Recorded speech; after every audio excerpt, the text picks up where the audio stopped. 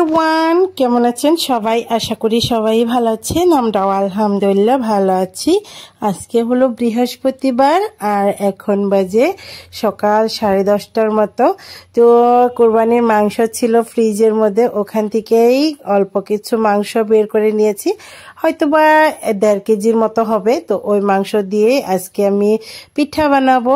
আর শুধু সলিড মাংসগুলাই রেখে দিয়েছি ফ্রিজের মধ্যে, ওখানে কোনো হাড় রাখি নাই। আর মানে কোরবানির ঈদের দিনে হাড় সব রান্না করে ফেলেছিলাম, আর যেগুলো সলিড মাংস আছে ওইগুলো টোপলা বেঁধে বেঁধে তারপরে ফ্রিজের মধ্যে রেখে দিয়েছি। ওখান থেকেই এক টোপলা বের করে নিয়েছি। তো মাংসর যেটা পিঠা বানাবো, পিঠার পুরের জন্য এখানে আমি তেল গরম করে তারপরে গোটা জিরা ফোড়ন দিয়ে তার উপরে দিয়ে দিয়েছিলাম পেঁয়াজ, কাঁচামরিচ। তো ওইগুলাও ভেজে নিয়ে তারপরে দিয়ে দিয়েছি আদা রসুনের পেস্ট। ওগুলা ভাজা হতে হতে এদিক থেকে আমি গুঁড়া মশলা একটু পানি দিয়ে গুলে নিব। এখানে হলুদ গুঁড়া, মরিচের গুঁড়া, ধনিয়া গুঁড়া, জিরার গুঁড়া আর গরম মশলার গুঁড়া, স্বাদ মতো নুন দিয়ে একটু পানি দিয়ে দিলাম। পানি দিয়ে এখন একটু ঘেটে নিব। ঘেটে নিয়ে ওই যে আদা রসুনের পেস্ট আর কাঁচামরিচ পেঁয়াজ সবকিছু যে ভাজা হচ্ছে ওখানে এই মশলাগুলো দিয়ে নিব। আর পানি দিয়ে গুলে নেওয়ার জন্য মানে এমনিতেও সোমবারের মধ্যেও পানি দিয়ে তার উপরে দেওয়া যায়। তো আমি ভাবলাম ওটা ভাজা হতে হতে এখানে আমি এগুলো রেডি করে ফেলি। তো আমি এখানে গুঁড়া মশলাগুলো দিয়ে এখন ভালো করে একটু নাড়াচাড়া করে নিচ্ছি। মশলাগুলো নাড়াচাড়া করে নিয়ে তারপরে ঢাকনা দিয়ে ঢেকে দিব, যাতে করে মশলাগুলো খুবই সুন্দর করে তারপরে এগুলা মানে কষানো হয়। এই দেখুন অনেক সুন্দর করে এই মশলাগুলো কষানো হয়ে গিয়েছে। তো আমি এই মশলা কষিয়ে তারপরে এমনি খাবারের জন্য যেভাবে মাংস রান্না করি তো ওইভাবেই মাংসগুলো রান্না করে নিব। রান্না করে খুবই মানে কড়াইয়ের মধ্যে ভালো করে কষিয়ে নিয়ে তারপরে প্রেসার কুকারে দিয়ে তারপর একদমই নরম করে তারপরে একটু মানে হাতল দিয়ে থেতো করে দিব। এতে করে কিন্তু ঝুরি মাংসের মতো হয়ে যাবে। যদি অবশিষ্ট কোনো ঝোল থাকে তো ওটাও শুকিয়ে নেব। তো প্রথমে আগে কষিয়ে নেই। তো আগে যখন এটা মানে করা হয় নাই, আমি এখন মানে এভাবেই করি। যখন থেকে করা শিখেছি, এভাবে যখন থেকে মানে পিঠা বানাই তো তখন থেকে এভাবেই করি। এভাবে মাংস কষিয়ে তারপরে এভাবে রান্না করলে পুরো মশলাটাও মানে থাকে মাংসের মধ্যে। তো এভাবে মানে মাংস পিঠা বানালে ভালো লাগে, এটাই হলো মেন। তো আগে যখন এভাবে করতাম না তো তখন দেখতাম রান্না তরকারির মধ্যে থেকে বা মাংস কোটার সময় ওখান থেকে সলিড মাংসগুলো আলাদা করে রেখে দিয়ে তো ওইগুলো আবার সিদ্ধ করে নুন হলুদ দিয়ে সিদ্ধ করে সেগুলো আবার পাটার মধ্যে মানে থেতো করে করে তো তারপরে কাঁচামরিচ পেঁয়াজ সব মশলাপাতি দিয়ে ভেজে নেওয়া হতো। তো ওইভাবে করা ঝামেলাও লাগতো আর মাংসগুলো শক্ত শক্ত থাকতো তেমন মনে হতো। তো এখন যখন এইভাবে প্রেসার কুকারে দিয়ে তারপরে একদমই নরম করে ফেলি তো এখানে একটু তেল বা একটু পিছলা যে একটা মাংস থাকে তো যা কিছু থাকে সব কিছুই থেতো করে নিলে একসাথে হয়ে যায়। তো তারপরে আর কি পিঠার মধ্যে দিলে ওই শক্তটাও থাকে না, খেতে ভালো লাগে, পুরো মশলাটাও থাকে। তো এই তো আমার মাংস কষানো শেষ। তারপরে হলো আমি প্রেসার কুকারে দিয়ে দিলাম। প্রেসার কুকারে দিয়ে তারপরে এখন ঢাকনাতে মানে লাগিয়ে নিব। ঢাকনা লাগিয়ে তারপরে 10-12টা সিটি দেওয়া পর্যন্ত অপেক্ষা করব। এই তো দেখুন এটা হচ্ছে। আর এদিক থেকে আমি চাউলগুলো আগেই ভিজিয়ে রেখেছি, তো ভিজে গিয়েছে চাউলগুলো। তারপরে এখন আমি দেখছি তো উপর থেকে এইভাবে মানে মুড়ির মতো এই চাউলগুলা তো এখানে হাত দিয়ে চেপে দেওয়ার সাথে সাথে একদমই গলে যাচ্ছে। আসলে এগুলা কি চাউল তো আমার জানা নেই। কখনো কখনো তো কোনো কোনো ভিডিওতে দেখি যে প্লাস্টিকের চাউল, তো এগুলা কি আসলেতে আমি জানি না। এগুলা খাওয়া ঠিক কি না সেটাও জানি না।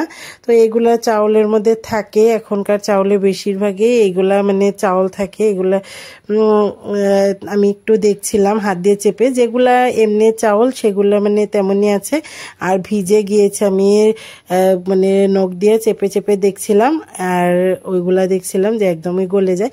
তো এগুলো এখন মেলে দিয়ে দিব ওইগুলা ভাঙাতে। এদিক থেকে আমার মাংসগুলাও হয়ে গিয়েছে, দেখুন অনেকটাই মানে সিদ্ধ হয়ে গিয়েছে, কিন্তু এখনো কিন্তু একটু একটু মানে ঝোল ঝোল আছে। তো এগুলো আমি খুলে নিয়ে প্রেসার কুকারের গ্যাসটা বের করে দিয়ে তারপরে এগুলো আমি হাতে এই চামচের সাহায্যে থেতো করে নিচ্ছিলাম। আর হলো এই পানিটুকু একদমই গলিয়ে নিব, মানে সরি শুকিয়ে নিব। শুকিয়ে নিয়ে মাংসগুলো গলিয়ে নিব। তো এই তো আমার কিন্তু এই ঝোলগুলাও মানে শুকিয়ে গিয়েছে। এখন এগুলাও মানে বন্ধ করে দিব। আর বন্ধ করে দিয়ে আর এই তো বেড়ে নিচ্ছি। আমি বেড়ে নিয়ে দেখলাম খুবই সুন্দর করে সব কিছুই মানে রেডি হয়ে গিয়েছে। এটা এখন ঠান্ডা করার জন্য অপেক্ষা করব। আর যে কোনো পুর ভরা কোনো কিছু বানালে ওই পুরটা ঠান্ডা করে নিতে হয়। ঠান্ডা করে না নিলে মানে ওই পিঠাটা কেটে যায়। আর ওই জন্যই এটা এখন আমি রেখে দিব। আর চাউলের আটা ভাঙাতে দিয়েছিলাম, এখন চাউলের আটাটাও নিয়ে আসছে। আর আমি এই তো ভালো করে ছাঁকনি দিয়ে ছেঁকে নিলাম। ছেঁকে নিয়ে কিছু অবশিষ্ট মানে দানা দানা যেটা মলকা বলি আমরা, মানে অবশিষ্ট অংশ, এই তো এটা রেখে দিলাম। এগুলা মানে আমি ফ্রিজের মধ্যে রেখে দিব। আর এতগুলা পিঠাও তো বানাবো না, মানে এতগুলা গুড়ার, এখানে 2.5 কেজি চাউলের গুঁড়া আছে। তো আমি কিছু আলাদা করে নিলাম আর কিছু এখন পিঠা বানানোর জন্য কাই করে নিব, মানে সিদ্ধ করে নিব আটাটা। আর আটা সিদ্ধ করার জন্য এখানে পানি দিয়েছিলাম, উপর থেকে একটু হলুদ আর একটু নুন দিয়ে দিব। তো নুন দিয়ে এখন পানিটা ফোটার জন্য অপেক্ষা করব। অপেক্ষা করে তারপরে যখন পানিটা ফুটে উঠবে তখন দিয়ে দিব চাউলের আটা। তো আমি ওই মলকে যেটা দেখালাম ওটাও মানে আমি ফ্রিজের মধ্যে রেখে দিয়েছি। ওটা দিয়ে যখন রুট পিঠা বানানো হবে, তো রুট পিঠা বানানোর সময় ওটা দিয়ে দেওয়া যাবে যদি বানাই। তো ওই জন্য মানে রেখে দিলাম, যদি কখনো বানাই তো তখন আবার দিতে পারবো। তো এই তো এখন আমি এই আটাটা মানে খুলে নিচ্ছি, আটা সিদ্ধ করে নিব। আসলে আমার এখানে একটা ভুল হয়েছে, সেটা হলো আমার চুলার আঁচটা কমিয়ে নেওয়া উচিত ছিল। যেভাবে বলো করছিল সেভাবেই আমি এই আটাগুলা দিয়ে দিচ্ছিলাম, ওই জন্য দলা পাকিয়ে গিয়েছে। তো এমনিতে কিন্তু আমার এই ভুলটা হয় না, আসলে কিসের জন্য হয়তো বা আমার আসলে মনেও ছিল না। তো ওইভাবেই দিয়ে দিয়েছি। আর দেখুন অনেকটাই গোটা গোটা হয়ে গিয়েছে। তো কোনো ব্যাপার না, আসলে গোটা গোটা হলে কি হয়, যখন মাখানো হয় তখন একটু সময় ধরে তারপরে মাখিয়ে নিতে হয়। এই তো আমি এগুলা গুঁড়া মিশিয়ে নিয়ে তারপরে ঢাকনা দিয়ে ঢেকে দিয়েছিলাম। আর মানে চুলার আঁচটাও একদমই কমিয়ে দিয়েছিলাম। তো আমি চেক করছিলাম যে এগুলো হাতে লেগে যায় কিনা, তা দেখছিলাম যে হাতে লেগে যায় না। তো তারপরে আমি এটা মানে বের করে নিলাম, মানে ওই গামলার মধ্যে ঢেলে নিলাম। আর অবশিষ্ট নিচে যে লেগেছিল ওইগুলা অনেকেই খায়, তো আমি আবার তেমন খাই না। তো ভাবলাম এগুলো সহই যদি আমি আবার পানিতে ভিজিয়ে দেই তাহলে এগুলো উঠতে অনেকটাই দেরি হবে। ওই জন্য চুলার উপরে দিয়ে তারপরে হাই হিটে চুলার উপরে দিয়ে রেখেছিলাম। একলাই মানে এভাবে খুন্তি দিয়ে একটু নাড়াচাড়া করাতেই ওইগুলো উঠে গেল। আর এই তো আমি একটা ছোট বাটিতে পানি নিয়েছি আর ওই একটা গিলাস নিয়েছি, স্টিলের গিলাস।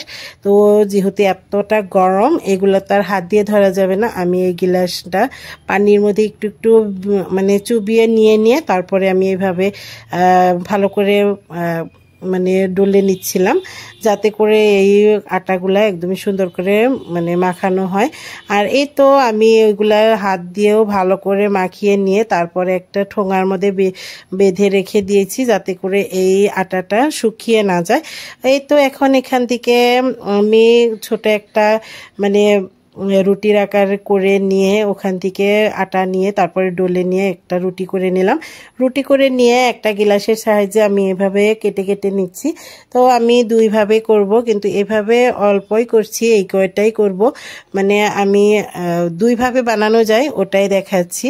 তো আমি এখান থেকে একটা নিয়ে নিলাম, এই যেটা রুটি যেটা ছোট ছোট পুরি করে রেখেছিলাম। এখন ভিতরে পুর ভরে তারপরে এই তো মুখটা বন্ধ করে নিচ্ছি। এটা পুলির আকারে হবে, তো এটাকে সংসার পুলিও বলা যায়। আর আমি যেভাবে বানাবো সেখান থেকে একটা বড় মানে একটু ছোট আকারের নিলাম। আগের রুটিটা যেহেতু একটু বড় করেছিলাম ছোট ছোট পুরি কাটানোর জন্য, আর এখন করলাম একটু ছোট সাইজেরই, মানে খুব বেশি ছোট না। আমি আসলে পিঠা বানালে একটু বড় সাইজ করেই বানাই। আর এখন আমি তো আগে জাওবান একটু ছোট ছোট করে বানিয়েছি, তো এখন তো আরও একটু বড় করে বানিয়ে তাড়াতাড়ি করে ফিনিশ করার ট্রাই করি, মানে আমার বাবাটার জন্য, যেহেতু এটা সেটা ধরে টান মারে আর একটু প্রবলেম হয়ে যায়। এই তো এখানে একটা ছোট সাইজের পুরি বানিয়ে তারপরে আমি এইভাবে মাঝখান থেকে কেটে নিয়েছি। আর কেটে নিয়ে তারপরে এই তো দেখেই বুঝতে পারবেন যে আমি কিভাবে পিঠাটা বানিয়ে নিলাম। সাইডে থেকে খুবই সুন্দর করে একটু পানি দিয়ে লাগিয়ে নিলাম যাতে করে একদমই খুলে না যায়। আর এই তো এভাবেই আমি বানিয়ে নিচ্ছি। আর তারপরে আমার যে হাজবেন্ড এগুলা বানাতে আমাকে হেল্প করছিল। তো এই তো এখানে আমি যেগুলো আগে বানিয়ে নিলাম সেগুলো মানে ভেজে নিচ্ছি। তো ওগুলা তো অনেকটাই যেহেতু তেল দিয়েছি, উপরে এই তো বড়গুলাও দিব একসাথে দিয়ে তারপরে কম আছে, খুব বেশি কমে না, মিডিয়াম আছে, তারপরে এই পিঠাগুলা ভেজে নিলে কিন্তু রেডি। তো এই তো এক বেশ পিঠা তুলে ফেলেছি, সেটা দেখানো হয়নি। তো এই তো এখানে আরো এক বেশ পিঠা দিচ্ছি, আমি একটু বেশি করেই পিঠা দিচ্ছিলাম। পিঠা দিয়ে যেহেতু একটু কড়া করে ভাজলে এগুলো আর ভেঙে যাবে না এমনিতেও। তো এইভাবেই হতে থাক, যখন এক পিঠ ভালো করে ভাজা হয়ে গিয়েছে তখন আর উল্টিয়ে দিয়েছিলাম। এই তো এখন আমার পিঠাগুলো একদমই ভাজা হয়ে গিয়েছে, দেখেই হয়তো বা বুঝতে পারছেন যে কতটা মুচমুচে হয়েছে। আর এই পিঠাটা মুচমুচে খেতেই আমার কাছে বেশি ভালো লাগে। আর এই তো এভাবে আমি সবগুলো পিঠাই বানিয়ে নিব।